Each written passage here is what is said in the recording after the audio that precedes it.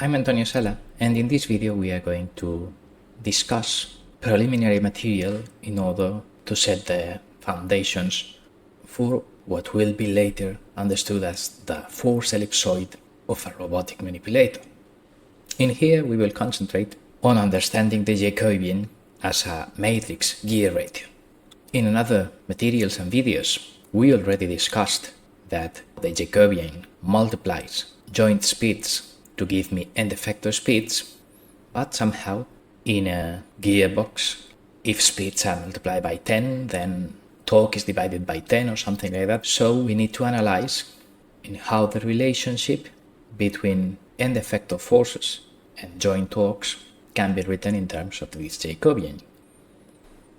In order to motivate the intuition of what we are doing, we'll start with a single pinion rack mechanism, in the sense that if I call this theta and I call this x, assuming that we are disregarding the teeth geometry and we just discuss a radius rho, cylinder rolling on a plane, x is rho theta, and of course the velocity, which we will shorthand as x dot, will be rho times the angular velocity, theta dot.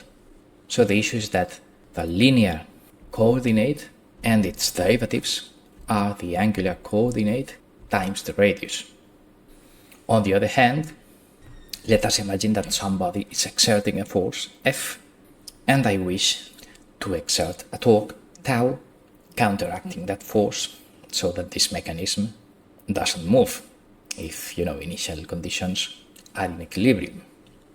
So in the contact point, there must be a reaction force so that if the green object doesn't move, F and R must be equal, and of course, if the red object does not move, then input torque tau must be equal to the torque exerted by reaction force, which is R times rho.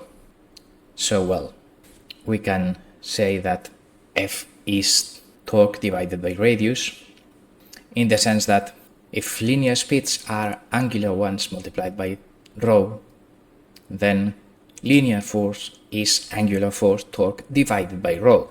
If something has a gear ratio of 10 so that it multiplies speeds by 10, then in the fast end forces or torques are divided by 10. So what happens now with the robot arm? Well, the robot arm is also a rotational to translational mechanism. If we consider the end-effector movement as our goal, this will be the end-effector position, x3, y3, and we can easily show that the velocity of the end-effector, it's the matrix of partial derivatives, Jacobian, times the angular speeds in the joints. And in this pose we show in the figure, for instance, the Jacobian is this thing, so we get two end-effector velocities, x, y, as the product of three joint angular velocities multiplied by this matrix from the left. But what happens with forces? The first thing we are going to discuss with forces will be something based on energy conservation as follows. Imagine that somebody tries to push like this with some force F, trying to move our robot, and we want the robot to keep motionless, so we need to produce some tau 1, tau 2 and tau 3 joint torques, and those torques must compensate the effect of F, producing of course an equal force but in the opposite direction. Apart from not moving the end-effector, we don't want the null maneuver to take place, so we wish to keep the robot in a motionless state. Then which ones should be the torques? The basic idea we are going to first discuss is the fact that, for instance, in this pinion rack mechanism, if we pose energy conservation argumentations, somehow torque times angular speed must be equal to force times linear velocity. We had here force, we had here torque. I'm disregarding signs, okay, they must oppose, but okay, it's a matter of choosing orientation of my reference system. Does it work with my gear ratio stuff? Indeed, because force was torque divided by rho, but linear speed was rho times angular speed. So indeed, this holds. Good. We are going to carry out the exact same argumentation, let's say, in the robotic manipulator. If this end-effector were moving with some speed against this force, then that would require power. The power will be force times velocity, force in x direction times velocity of the end-effector in x direction plus force y times velocity end-effector. So this will be the power required to move the end-effector when applying these forces. And then on the angular side, I will have the power provided by my motors as the sum of torque times angular speed in each of the rotation axes. So the issue is that these two things must be equal. Well, equal or opposite, well, it's a matter of sign conventions. But of course, the thing is that if energy must be conserved, then the power exerted by the force must be compensated by an equal power with opposite sign, of course, as a result of my motor actions. But, sign issues apart, we have this equality, and this equality can be expressed in matrix form for convenience as q dot, the vector of angular speed, transpose times the torque vector, and on the other side of the equality, the linear stuff can be expressed as force vector multiplied by the left by the velocity vector in this way. So this will be r dot, being r, the end-effector position, transposed times f, and this will be q dot transpose times tau, considering everything to be column vectors and some of them transposed to rho. What's next? We just need to replace the Jacobian. We know that r dot is Jacobian times q dot. So this thing will be q dot transposed times Jacobian transposed times force at the end-effector. So if this thing must work whatever velocity we are moving our manipulator, then this is what we need. We need Jacobian transpose times end-effector forces equal to tau, joint torques. So this is the equivalent to the gear ratio concept we consider. Angular velocities multiplied by j to get linear velocities, and linear force multiplied by j transposed to give me joint torques. If we do it in this way, then no net work will be done in my robot, so its kinetic energy will remain constant. So if it starts motionless, then it will remain motionless. So this tau will be the needed torque to counteract F. Good.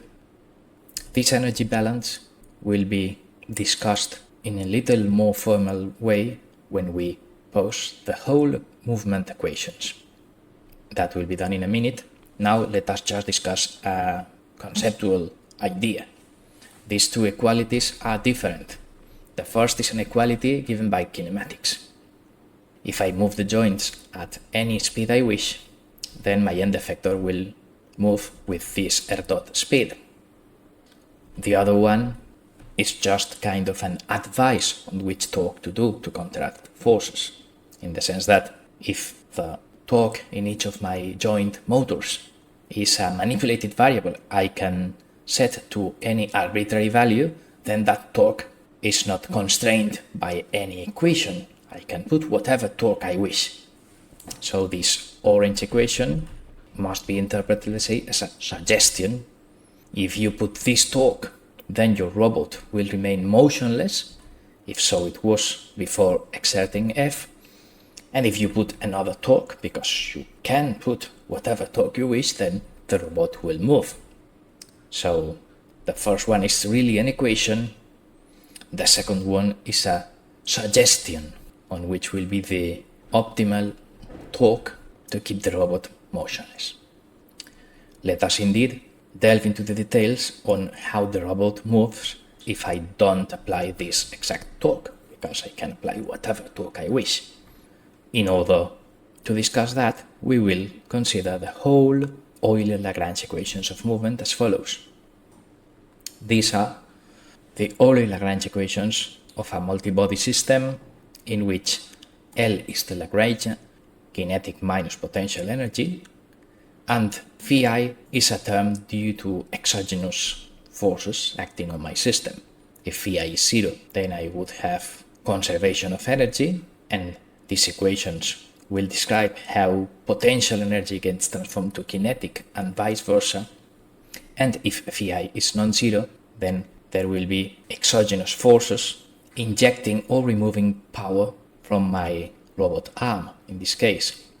So basically, if I make a virtual displacement delta qi in the ith coordinate, then if the external forces make a virtual work phi delta qi, then this phi is the thing that must enter my Euler-Lagrange equations of movement. Let us explain in detail what this means with my particular robot. In here, we are doing more or less the same as we were doing here, but now we will include the difference between left and right as something that will cause motion. Indeed, if I have fx, fy like this, in the negative xy direction, then when end-effector moves delta x and delta y in the positive direction, this thing will be the virtual work exerted by those forces, but the robot motion is not determined by xy, it's determined by my angular coordinates q1, q2, q3, so we need to replace delta x by, of course, the Jacobian term, the partial derivative with respect to coordinate y, and likewise we need to replace the infinitesimal virtual displacement in the y direction of the end-effector by this partial derivative times the virtual displacement of coordinate qi, joint angle qi. So this thing we have highlighted here in blue is basically the same thing that is written here. But now, instead of just postulating that they must be equal, we will just write phi will have the joint torque tau I, my manipulated variable, minus this force time partial derivatives, because, well, we are just eliminating the delta qi that multiplies things in the above expression, because when I compute the virtual work, then delta qi does not appear in the equations of movement. So this is the term that appears in the equation of movement, which is, of course, the difference between the linear and angular sides of this without the virtual displacement, or without the speed at which that virtual displacement is carried out.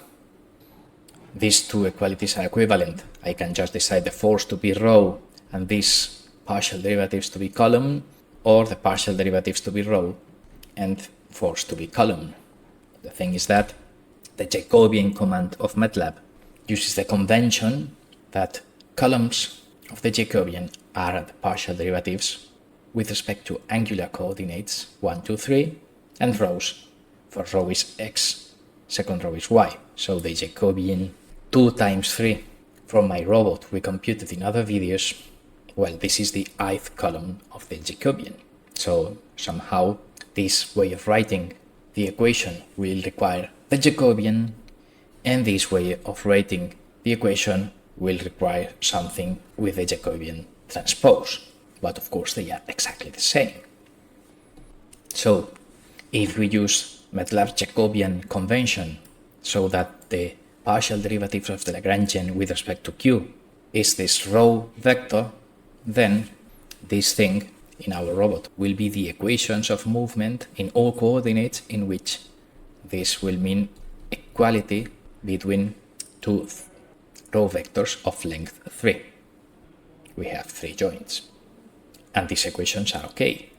But somehow this is not the usual way we in robotics and system dynamics write our inputs to a system, because we have a column of torques, a column of forces, and here we get it transposed, and the equations of movement from which I will solve for, let's say, the accelerations, then accelerations are also a column vector. My state vector is a column 1, so it is usually more convenient to express these equations in column form, transposing everything as follows.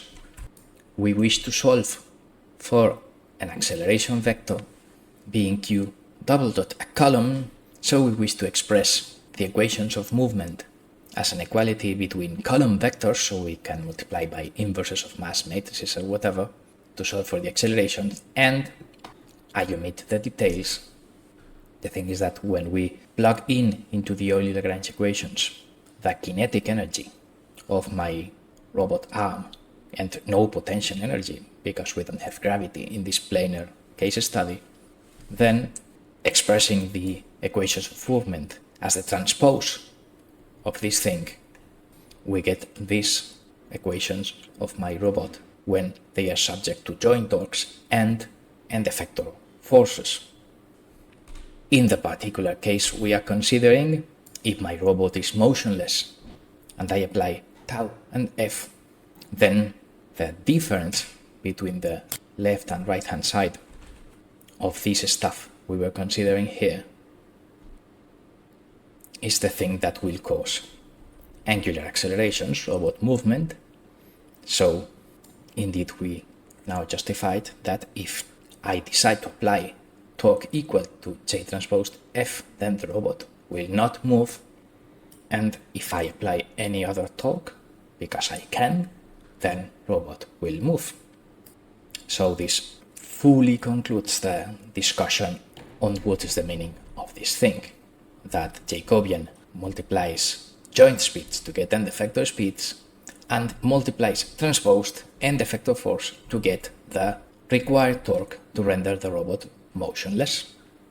And of course, if we now go back to our pinion-gear mechanism, we will indeed check that this is exactly what we did just by intuition at the start of the video. In order to apply the formulas, let's say, our angular coordinate, we will call it q, q1, the only q we have in this 1 degree of freedom system. We have x of the, let's say, end-effector, or the green stuff. We have this f, we have this tau, and my Jacobian in this case, as the equations are x equal rho q1, Jacobian is just rho. Angular stuff is multiplied by rho to get x. So indeed, x dot is rho q1 dot, of course, Jacobian times angular speed. And what we are saying in this video is that force times Jacobian transposed is equal to torque if I must keep motionless this mechanism. So in this case Jacobian is 1 by 1, so I get rho f equal tau, which gives me the torque I need to counteract f.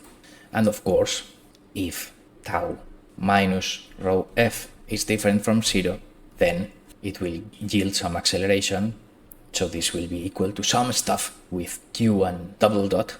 And of course we can also say in this case that f is 1 over rho tau, but we can say this because we are lucky that Jacobian is just 1 by 1 size matrix, because in general in our redundant robot, for instance, the Jacobian was a non-square matrix, so we cannot invert this thing.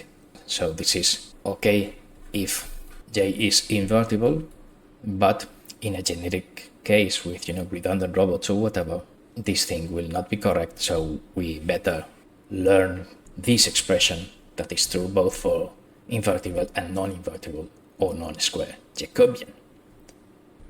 So with these two expressions at the top left, we end this video, which has explained how to interpret a Jacobian as a matrix gear radio. Thanks for watching.